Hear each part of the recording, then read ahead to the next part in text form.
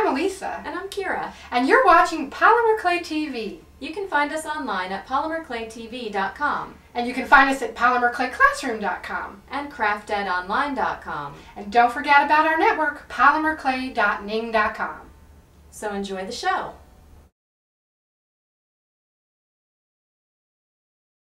Hi everybody, welcome to Polymer Clay TV. I'm Elisa, and today we're talking about sewing onto polymer clay.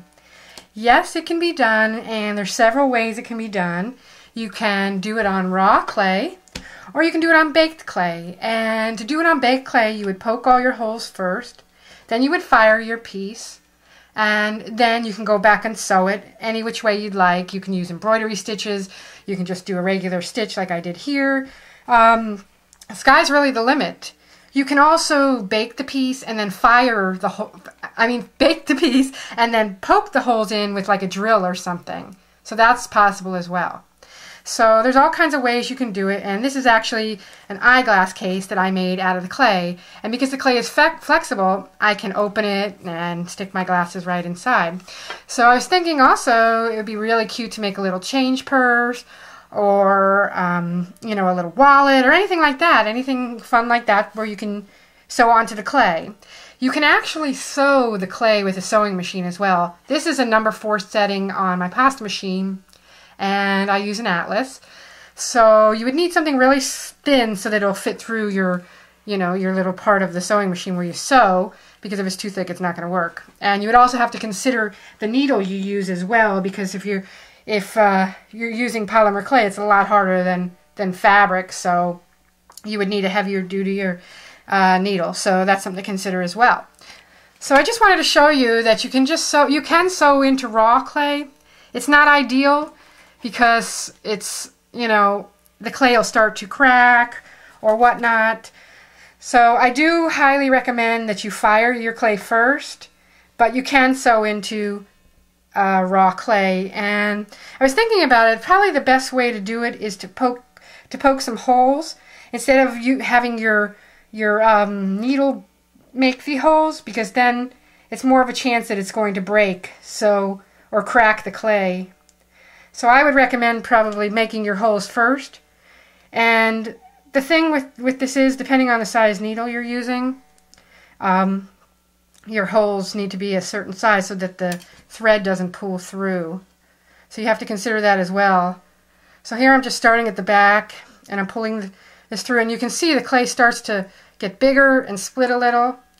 So that's something to consider, with the raw clay. Whereas if you fire it, it's not going to happen. You're not going to have that issue. So you can just sew on it like you're sewing a regular piece of fabric. It's just the only concern is that it's going to crack a little. So that's why I think making the holes prior to putting the needle through is going to help a little. So here I'm just doing a little, I think this is called a back stitch. I'm not really a sewer, so I don't really know for sure. But you can do any kind of embroidery stitch on the clay.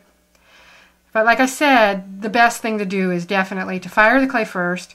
But, as I said, this is totally possible. You can do it on the raw clay. You're just going to have a little more issues and a little more problems doing it, because see how the clay wants to split or, break apart. But it still works. As you can see, it still works. And I was thinking a cool stitch would be like a little zigzag. And I was thinking how you would do that is maybe to poke 2 holes next to each other. Here's 1, 2... and then you would zigzag your stitch. Let me show you that. Just come up from the bottom through one of your holes, go through the next hole, and then come up diagonally, and then go back through that top hole, and you're creating like a little zigzaggy type of effect. And you can keep doing that all the way down. So you can try all different kinds of stitches on the clay. You can poke your holes prior, which will help, I mean, it's still not an easy task, and I would definitely recommend a harder clay, not something like a Sculpey clay. It's going to have chances of cracking more, so I would use like a Primo or a Kato or something like that to do it. But like I said, I do recommend firing it first, poking your holes first, then firing it, and then coming back and sewing on it, versus just sewing, you know, on the raw clay. But it's an option. So I just want to let you know that you can do it and have fun with it. Make some eyeglass cases, embellish them. This is ready to be embellished. You can do anything funky you want on it. So just have fun with it.